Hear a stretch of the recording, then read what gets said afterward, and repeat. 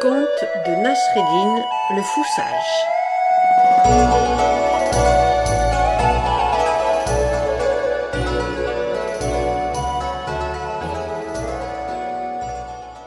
Une question. Un jour, un voisin demanda à Nasreddin pourquoi, quand on lui posait une question, il répondait toujours par une question. C'est vrai? پرسش. روزی همسایه ای از ملا نصرالدین پرسید چرا وقتی از تو سوال می کنند همیشه با یک سوال دیگر جواب میدی؟ ملا گفت جدی میگی؟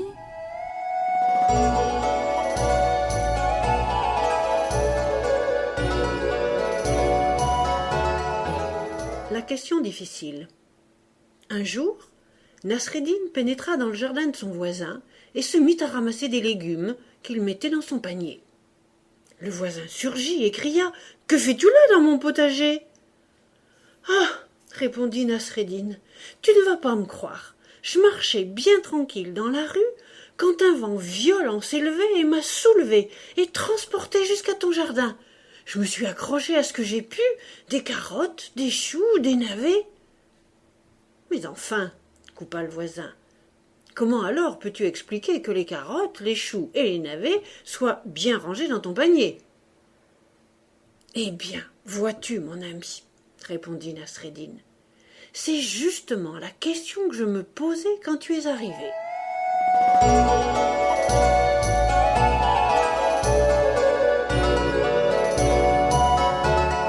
Marche.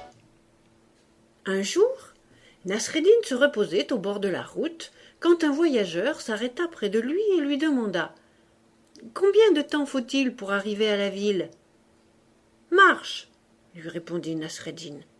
« Je te demande combien de temps il faut pour arriver à la ville, recommença le voyageur. « Marche, te dis-je. » Le voyageur pensa que l'homme était sourd et renouvela sa question plus fort.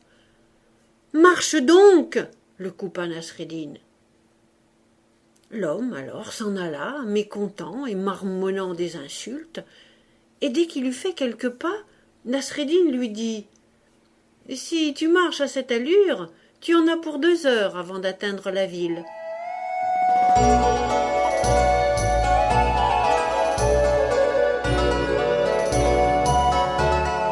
Le fils de Nasreddin. Le fils de Nasreddin, adolescent, ne se croyait pas beau et refusait de sortir de chez lui de crainte qu'on ne se moque de lui. Son père lui serinait qu'il ne faut pas écouter ce que les gens disent parce qu'ils critiquent à tort et à travers. Mais le fils s'obstinait à rester à la maison. Alors Nasreddin lui dit un jour « Mon fils, demain tu viendras avec moi au marché. » Le lendemain, en effet, de très bonne heure, Nasreddin monta sur le dos de son âne, et, son fils marchant à ses côtés, ils partirent au marché. En arrivant vers la place, ils passèrent devant un groupe d'hommes assis, en train de bavarder, et l'un d'eux s'esclaffa. « Regardez-moi cet homme! Il va bien tranquillement assis sur son âne, et laisse marcher son jeune fils. Il pourrait pourtant lui laisser sa place. Il a dû bien en profiter déjà de son âne. » Nasreddin chuchota à son fils. « As-tu bien entendu? Demain, nous reviendrons. » Le lendemain matin, ils repartirent au marché. Mais cette fois, le fils monta sur l'âne, tandis que le père marchait à côté. Ils passent devant le même groupe d'hommes, et l'un s'écrie « Regardez-moi cet enfant, bien tranquille sur l'âne, alors que son vieux père marche à pied. Quelle éducation, vraiment !» Nasreddin chuchota à son fils. « As-tu bien entendu? Demain, nous reviendrons. » Le lendemain matin, ils retournèrent au marché, le père et le fils, tous les deux à pied, tirant l'âne par sa bride. Ils repassent devant les hommes qui se moquèrent d'eux. « Ah! Regardez un peu ces 2 idiots, ils ont un âne et n'en profitent même pas. Ils ne savent peut-être pas qu'un âne est fait pour porter les hommes. Ha ha !» Nasreddin chuchota à son fils. « As-tu bien entendu? Demain, nous reviendrons. » Le lendemain, ils retournèrent au marché. Cette fois, le père et le fils étaient assis sur le dos de l'âne. Ils passent à nouveau devant le groupe d'hommes, qui cette fois s'indigna.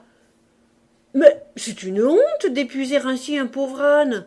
Ils n'ont donc aucune pitié pour cette pauvre bête. » Nasreddin chuchota à son fils. « As-tu bien entendu?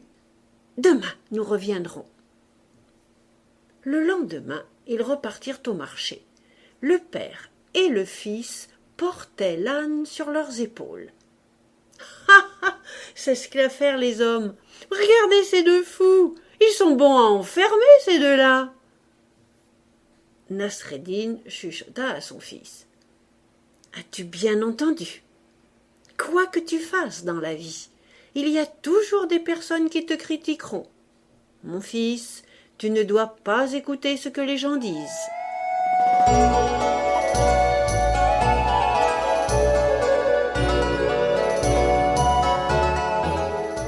Ni. Nasreddin était tailleur. Un jour, un homme entra dans sa boutique et lui dit « Nasreddin, je veux que tu me tailles une djellaba, mais je ne la veux ni blanche, ni noire, ni rouge, ni bleue, ni jaune, ni verte, ni… »« D'accord, j'ai compris, » le coupa Nasreddin. « Quand pourrais-je venir la chercher ?» lui demanda le client. « Quand tu voudras, mais ni lundi, ni mardi, ni mercredi, ni jeudi, ni vendredi, ni samedi, ni dimanche, bien sûr. »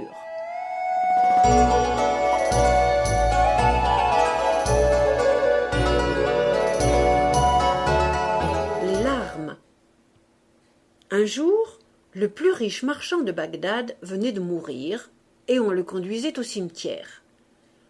Un long et silencieux cortège suivait le mort, chacun étant concentré sur la part de l'héritage qui lui revenait. Nasreddin, sur le bord de la route, pleurait à chaudes larmes. Un homme s'approcha de lui et lui demanda « Le défunt devait être un bien proche parent à toi. »« Justement non, » répondit Nasreddin. اشک. روزی ثروتمندترین بازرگان بغداد مرد و او را به قبرستان داشتن می بردند. هر کس در سکوت مانده بود و به فکر ارث افتاده بود. ملا نصرالدین ته گذر مانده بود و داشت گریه می کرد. مردی آمد و پرسید حتما آن کس یکی از آشنایان صمیمی تو بود؟ ملا جواب داد متاسفانه نه.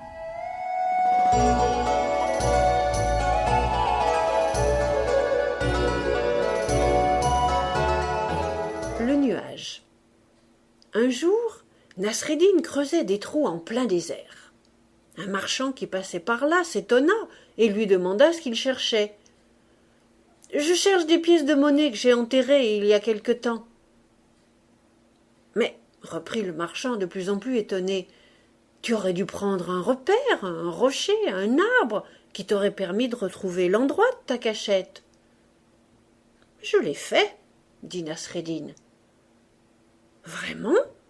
Et quel est donc ton repère? Je ne vois que du sable ici. » Et Nasreddin répondit « L'ombre d'un nuage. »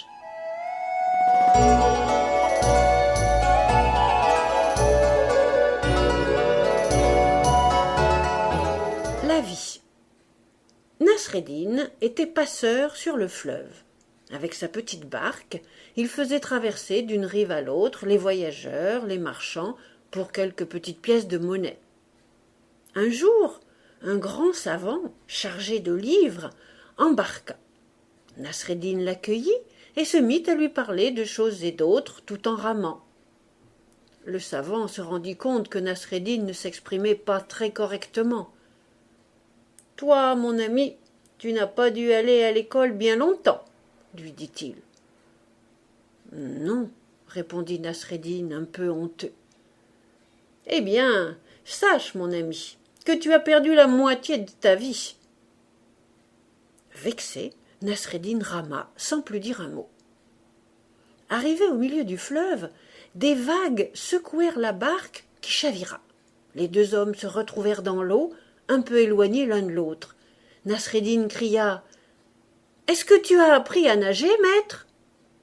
« Non, répondit le pauvre homme qui se débattait dans l'eau. « Alors, mon ami, lui dit Nasreddin, tu as perdu ta vie tout entière. »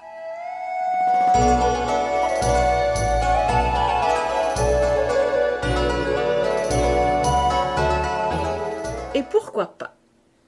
Un jour, Nasreddin mangeait un gros et bon gâteau devant la porte de sa maison, quand un étranger passa, le salua en disant « Assalamu alaykoum » « Et pourquoi pas ?» lui répondit Nasreddin. « Quelle drôle de réponse! Quel drôle de personnage !» se dit l'étranger. « Écoute, » ajouta Nasreddin, « si je réponds à ton salut, tu vas me demander des nouvelles de ma santé, de ma femme, de mes enfants, s'ils sont gentils avec leur vieux père, etc., etc. De mon côté, je devrais te demander des nouvelles de chez toi. Et nous allons discuter et sympathiser. Et alors, viendra le moment où tu me demanderas de te donner un morceau de mon gâteau. Et comme je ne veux pas t'en donner, je refuserai. Et tu me demanderas « Pourquoi ?» C'est alors que je te dirai « Et pourquoi pas ?» Alors, pour éviter ce long dialogue tout à fait inutile, je t'ai tout de suite dit le mot de la fin.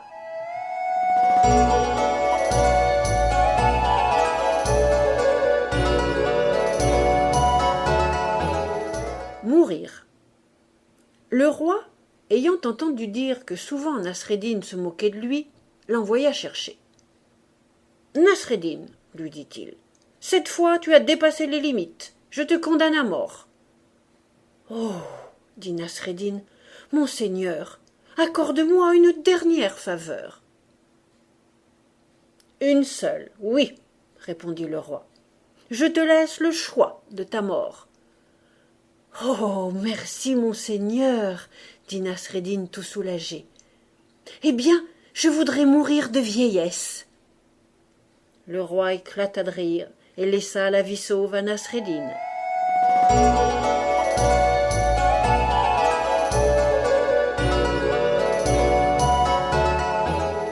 La lumière.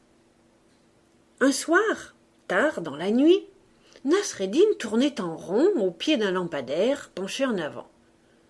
Un voisin passa près de lui et lui demanda ce qu'il faisait ainsi.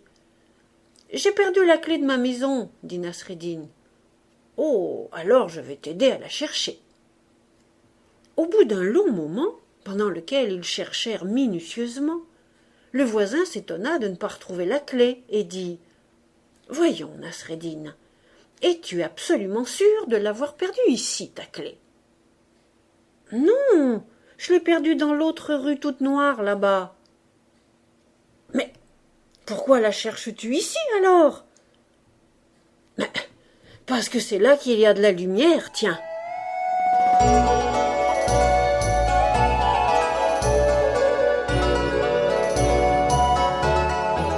La chute de la djellaba. La femme de Nasreddin s'endormait quand elle entendit un grand bruit dans l'escalier. Elle appela son mari et elle lui demanda ce qui se passait.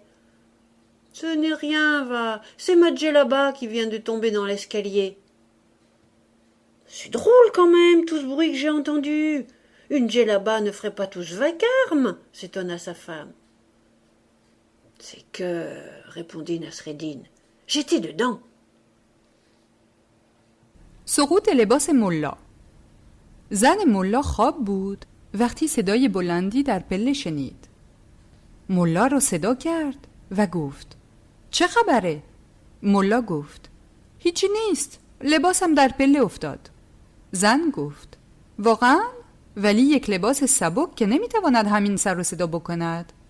ملا گفت درسته، غیر از این که داخل لباس خودم باشم.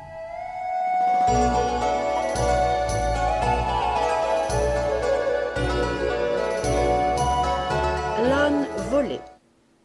Un jour, sur la place du marché, en revenant de faire ses achats, Nasreddin ne retrouva plus son âne là où il l'avait attaché. « Tiens, se dit-il, quelqu'un m'a volé mon âne. » Alors il courut sur une haute terrasse et se mit à crier de toute la force de sa voix. « Rendez-moi mon âne, sinon je ferai exactement la même chose que mon père quand on lui a volé son âne. » La foule sur le marché entendit cette menace et se demandait bien ce qu'avait pu faire le père de Nasreddin, et tout le monde s'interrogeait.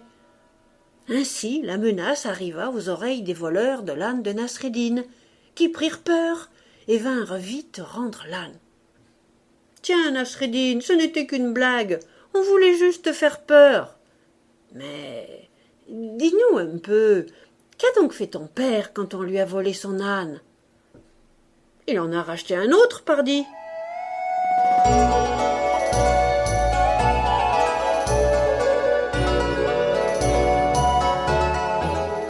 Les 10 ânes. Un jour, Nasreddin décida d'acheter 10 ânes pour en faire le commerce. Sur le chemin du retour, en pleine campagne déserte, il s'inquiète un peu, pensant qu'il y a peut-être des voleurs dans le coin, et se met à compter ses ânes. Mais, ne voyant pas celui sur lequel il était assis, il n'en compta que 9. Malheur, on m'a volé un âne. Vite il saute à terre et se met à courir partout à la recherche de son âne. Mais au bout d'un long moment, il revient tristement rejoindre ses ânes. Et là, quelle surprise! Les 10 ânes sont là. Oh oh! Le voleur a eu peur de moi et m'a restitué mon âne, se dit Nasreddin. Tout fier, il remonta sur son âne et continua sa route, suivi des 9 autres.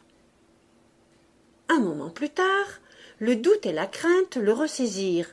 Il se retourna et compta à nouveau ses bêtes. 9! Ils sont revenus, les voleurs! Ah! Ils doivent bien se moquer de moi! Sous l'effet d'une brusque colère, Nasreddin sauta à terre et courut, en hurlant en tous sens. Épuisé, il revint près de ses ânes. Stupéfaction, il en compta 10. Hé, hé, je leur ai bien fait peur encore une fois, et ils m'ont rendu mon âne. Cette fois, Nasreddin ne remonta pas sur son âne. Il préféra terminer sa route à pied, pensant être ainsi plus vigilant. Et il arriva chez lui. Il raconta son aventure à sa femme. Elle soupira profondément, puis elle dit « En regardant bien, moi je compte 11 ânes. »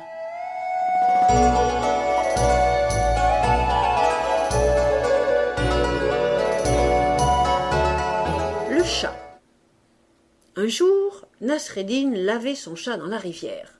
Un voisin passa et lui dit « Mais voyons, Nasreddin, tu vas le tuer, ton chat !»« Bah, la propreté n'a jamais tué personne. » Quelques jours plus tard, le voisin s'inquiéta auprès de Nasreddin.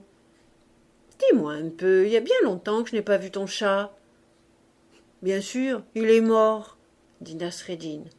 « Ah, tu vois, je te l'avais bien dit qu'il ne fallait pas le laver dans la rivière. »« Imbécile, lui répondit Nasreddin. Ce n'est pas en le lavant qu'il est mort, c'est en l'essorant. »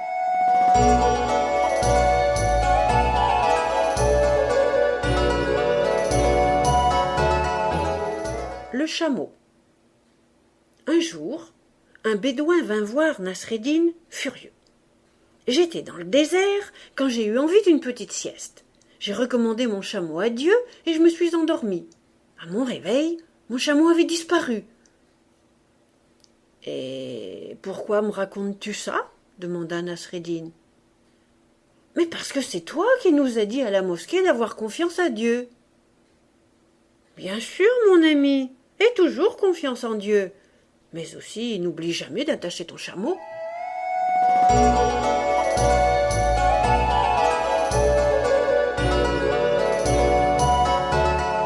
La parole de l'âne. Un jour, un voisin de Nasreddin vint lui emprunter son âne pour aller faire ses courses. « Hélas, mon cher ami, je ne peux pas te prêter mon âne, il n'est pas là. » Au moment où le voisin faisait demi-tour, il entendit braire l'âne de Nasreddin. Furieux, il cria à Nasreddin: « Comment peux-tu te prétendre mon ami alors que tu refuses de me prêter ton âne ?»« Je te dis que mon âne n'est pas là. »« Arrête tes mensonges, je l'entends, ton âne. »« Ah, voisin, dit Nasreddin, tu me déçois. Comment peux-tu te prétendre mon ami puisque tu attaches plus d'importance à la parole d'un âne qu'à la mienne ?»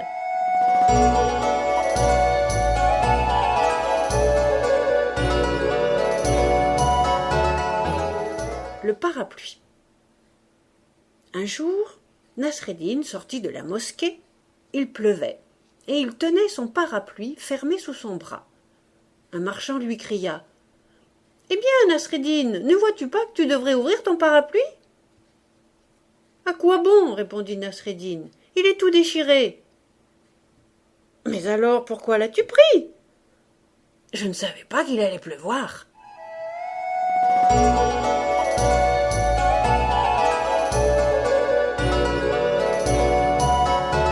Une tombe.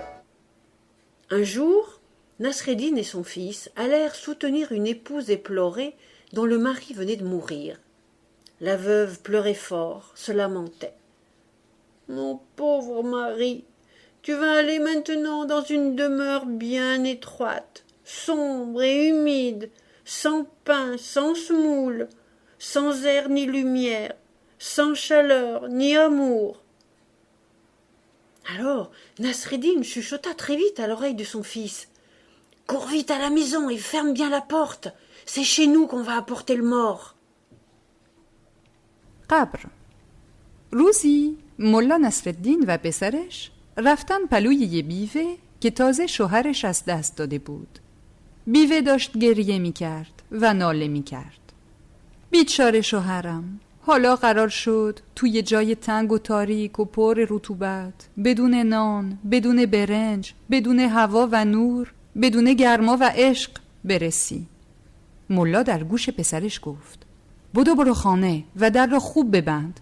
قرار شد شوهرشو پیش ما بیاورند.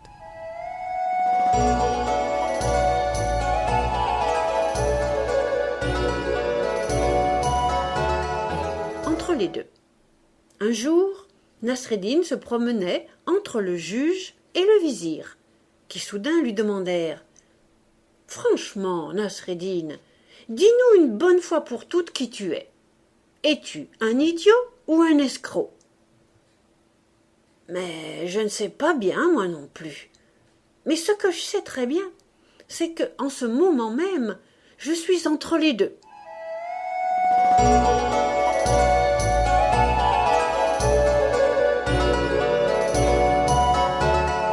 Un vrai imbécile.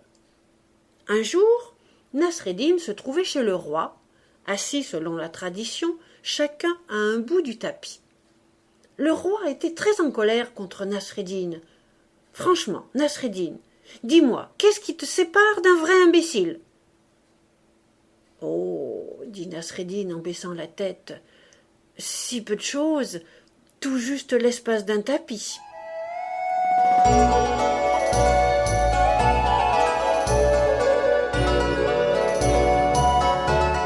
Le piment. Nasreddin se plaignait un jour à son voisin de son âne vraiment trop paresseux qui mettait un temps fou pour revenir des champs. « Mais voyons, lui dit son ami, frotte-lui les fesses avec du piment, tu verras comme il courra vite. » Le lendemain, Nasreddin, après son travail au champ, frotta les fesses de son âne avec du piment. Aussitôt, la bête se mit à courir à toute allure en direction de la maison. Nasreddin n'arrivait pas à le suivre. Alors il eut l'idée de se frotter les fesses avec du piment. Et aussitôt il partit à toute allure, rattrapa son âne, le dépassa, arriva à sa maison, y pénétra, courait en tous sens dans la maison en criant « Arrêtez-moi! Arrêtez-moi » Mais sa femme avait beau courir, elle ne parvenait pas à rattraper son mari et se lamentait.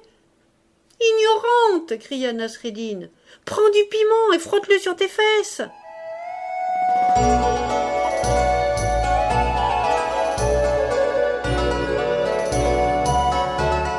Le rêve.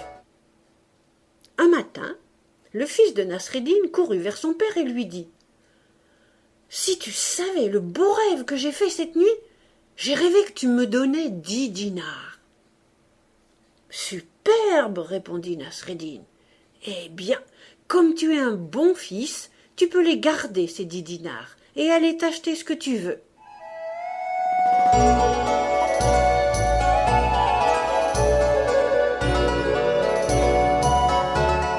La gifle. Un jour, Nasreddin se disputa fort avec un marchand de la ville qui en arriva à gifler Nasreddin. Celui-ci porta plainte.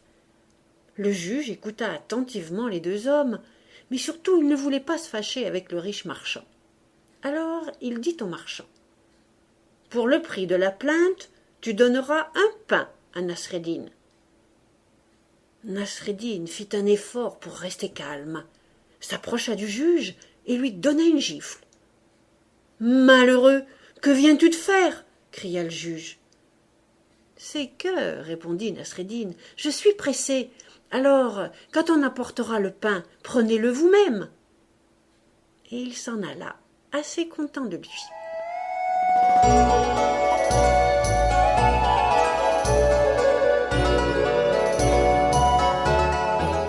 Un tour de magie. Un jour, Nasreddin était invité à la table du roi. Le repas fut somptueux, servi dans de la vaisselle en or. Nasreddin mourait d'envie de voler une petite cuillère. Mais il était placé en face du roi et ne pouvait donc prendre ce risque.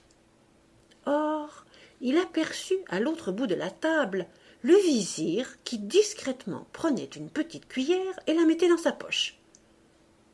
Alors, Nasreddin se leva, prit une petite cuillère, la mit dans sa poche, tout cela sous les yeux du roi, et dit « Monseigneur, pour vous remercier de ce bon repas, je vais vous faire un tour de magie. »« Hé !» dit le roi en colère, « ce n'est pas de la magie, c'est du vol. Rends-moi cette petite cuillère. »« Si, c'est de la magie, car je vais la faire ressortir à l'autre bout de la table, de la poche du vizir. »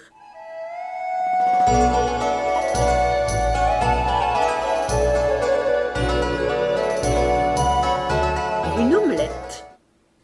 Un jour, Nasreddin recevait son voisin à dîner et présenta sur la table une belle langue d'agneau.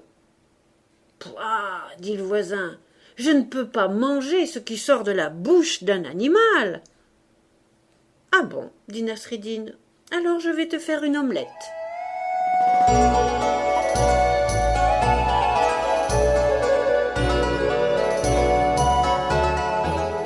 Une excuse pire que la faute. Un jour, le sultan dit à Nasreddin « On nous a toujours enseigné qu'une excuse, après la faute, fait partie de la bonne éducation. Alors, comment expliques-tu, Nasreddin, le fameux dicton « Certaines excuses sont pires que la faute » ? Nasreddin réfléchit un instant, puis sourit et répondit « Je te donnerai ma réponse demain matin, la nuit porte conseil. » Le lendemain, Nasreddin s'approcha vivement du sultan, lui sauta au cou et l'embrassa sur la bouche. « Malheureux, comment oses-tu » cria le sultan tout suffoqué. « Excuse-moi, dit Nasreddin, je t'ai confondu avec ton épouse. »« Misérable, mais c'est encore bien pire, je vais te mettre à mort. »« Non, non, maître, c'est uniquement pour illustrer le dicton d'hier. Certaines excuses sont pires que la faute. »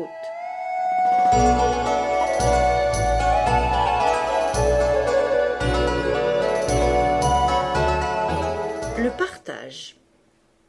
Un jour, la femme de Nasreddin se lamentait. « Ce n'est plus possible la vie ici. La moitié des gens meurent de faim alors que l'autre moitié est très riche.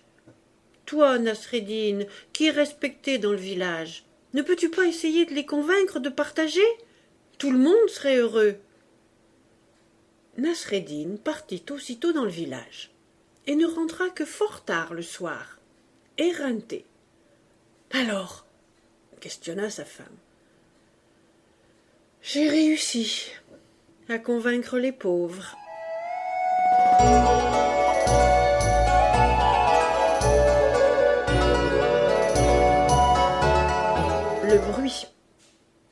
Un jour, Nasreddin reçut la visite d'un voyageur qui avait entendu parler de la grande sagesse de Nasreddin. « Dis-moi, Nasreddin, quand je mets un charbon brûlant dans de l'eau, on entend « pchit ». D'où vient donc ce bruit? Du charbon ou de l'eau? Nasreddin ne réfléchit pas longtemps et envoya une belle claque sur la nuque du voyageur. « Comme moi, tu as entendu un claque, hein, mon ami? Dis-moi, ce bruit vient-il de ta nuque ou de ma main? »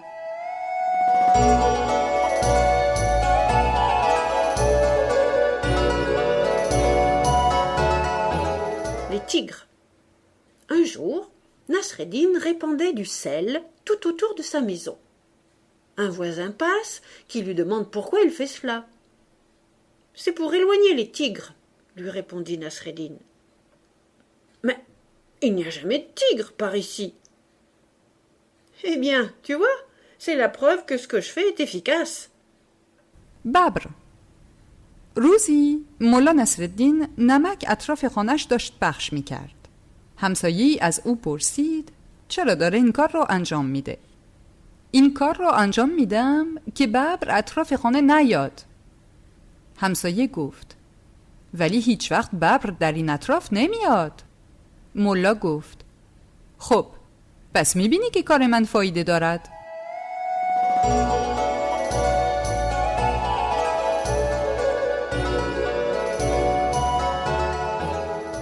La recette. Un jour, Nasreddin alla chez son boucher lui acheter une belle tranche de foie. En rentrant chez lui, il passe devant son ami le cuisinier. Nasreddin lui demande une recette pour accommoder sa tranche de foie. Le cuisinier accepte et la lui écrit sur une feuille de papier. Tout content, Nasreddin continue son chemin. Tout à coup, un corbeau s'approche de lui et d'un coup de bec lui attrape sa tranche de foie et s'envole aussitôt dans le ciel. « Pauvre idiot !» lui crie Nasreddin. « Tu as peut-être le foie, mais c'est moi qui ai la recette. »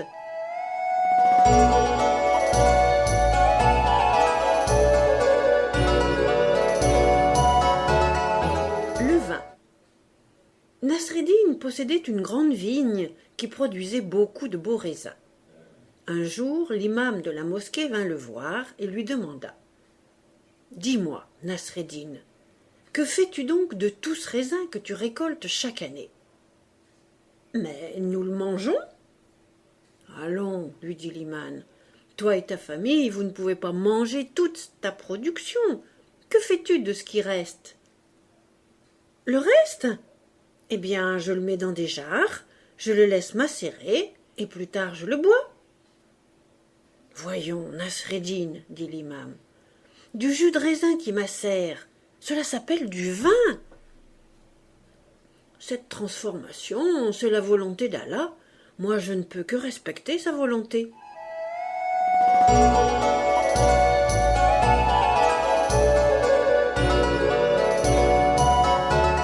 Parole d'homme. Un jour, au café, un homme demanda à Nasreddin son âge. « J'ai 40 ans, » répondit Nasreddin. « Mais il y a 10 ans, tu nous disais déjà avoir 40 ans. »« Et alors ?» ajouta Nasreddin. « Un homme, un vrai, ça n'a qu'une parole. »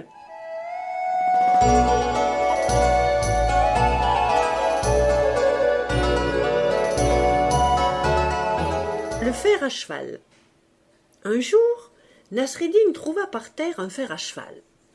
Tout heureux, il le montre à ses amis, qui s'étonnent d'une telle joie pour un fer à cheval.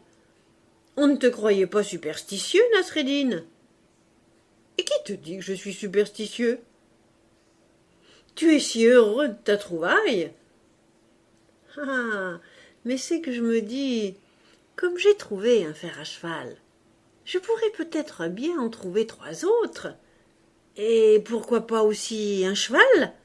Et même la selle qui va avec. Et alors, mon ami, je ne marcherai plus à pied. »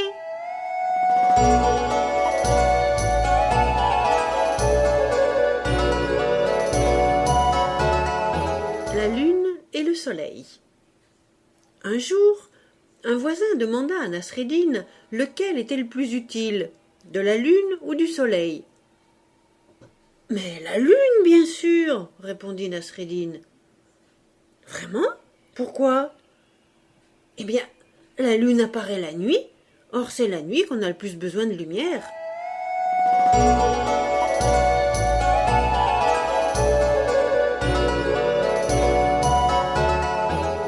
Tu as aussi changé de nom. Un jour, sur le marché, Nasreddin aborda un homme et lui dit « Oh, comme tu as changé!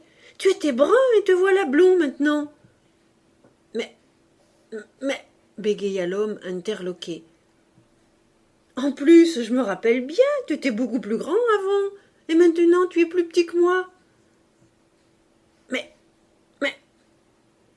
et la tache que tu avais là sur la joue, incroyable, elle a disparu. Mais, ah, vraiment, Mustapha, j'ai failli ne pas te reconnaître. Mais enfin, je ne m'appelle pas Mustapha. Ah, tu as aussi changé de nom?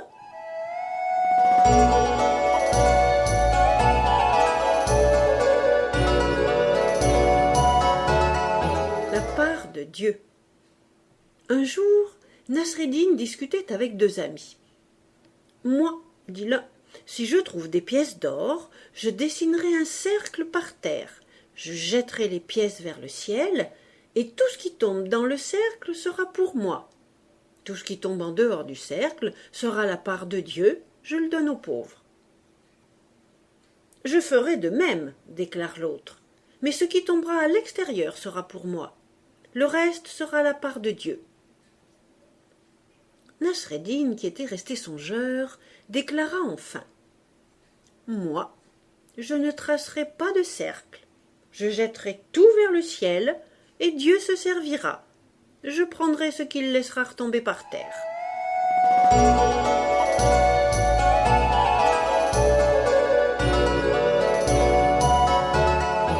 Le miroir. Un jour, Nasreddin trouve sur le sol, dans la rue, un miroir abandonné là.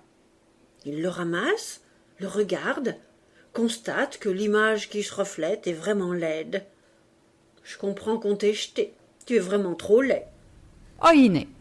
روزی ملا نصرالدین آینه‌ای پیدا کرد. در دستش گرفت، بازتاب خودش را نگاه کرد و گفت: حتما تو رو انداختن وسط خیابان، چون واقعا بسیار زشت هستی.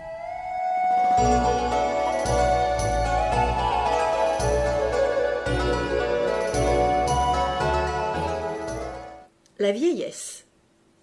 Un jour, Nasreddin arrive vers ses amis, particulièrement content et fier de lui.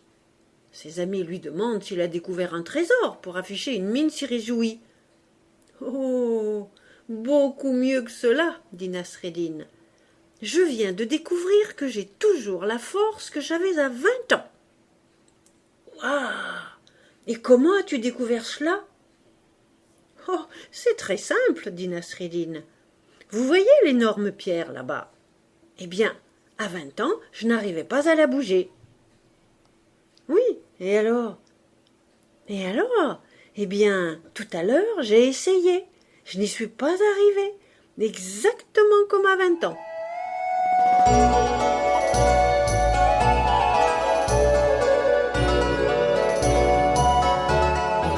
Vizir du pétrole. Un jour, Nasreddin se présenta devant le roi et lui parla ainsi. « J'aimerais bien avoir un titre. Toi qui as les pouvoirs, fais de moi un vizir. »« Malheureusement, mon pauvre Nasreddin, dit le roi, tous les postes sont pourvus. Je ne vois pas quel titre je pourrais te donner. »« Vizir du pétrole, par exemple. »« Voyons, Nasreddin, tu sais bien qu'il n'y a pas de pétrole sur mes terres. »« Bah, tu as bien un vizir de la justice. »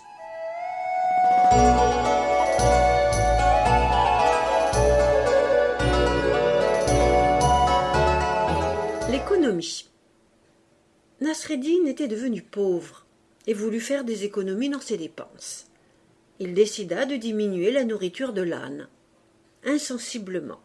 Ainsi la bête ne s'en rendrait pas compte. Et c'est ce qu'il fit, sans que l'âne ne proteste. Cette situation dura plusieurs jours, jusqu'au jour où il n'y eut plus rien dans l'écuelle. Alors l'âne s'allongea et ne se releva plus. Il était mort. « Ah, zut alors, je n'ai pas de chance. Mon âne meurt juste maintenant qu'il s'était habitué à ne plus manger et qu'il ne me coûtait plus rien. Je n'ai vraiment pas de chance. »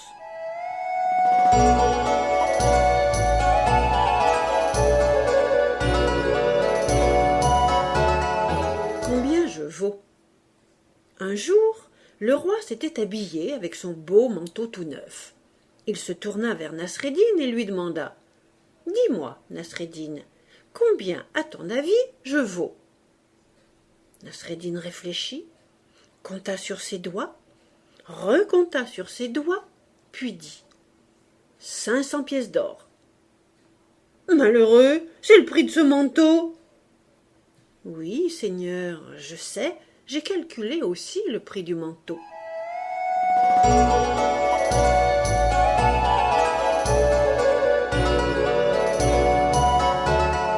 Le hashish. Quand Nasreddin était jeune, son maître lui expliqua que le hashish avait sur l'homme les mêmes effets que l'alcool. Un jour, Nasreddin consomma du hashish et partit au hammam. Il était en train de se laver quand il réalisa que le hashish n'avait aucun effet sur lui, et il voulut le dire à son maître. Il jeta sa serviette par terre et partit tout nu dans la rue. « Que fais-tu dans cette tenue ?» lui demanda son maître. « Je suis venu te dire que tu t'es trompé. Le hashish ne me fait aucun effet. »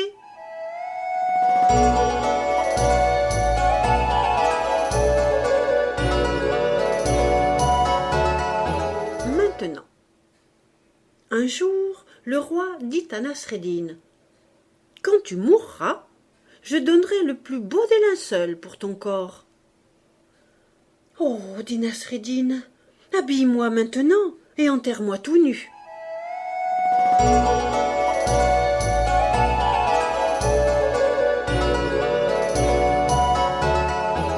La vérité. Un jour, avant la prière, Nasreddin monta en chair et demanda à la foule de fidèles. « Voulez-vous la vérité sans le doute ?»« Oui, répondit la foule. »« Voulez-vous la connaissance sans peine ?»« Oui. »« Voulez-vous le progrès sans sacrifice ?»« Oui. »« Eh bien, promis, si je trouve la réponse, je viendrai vous la dire. »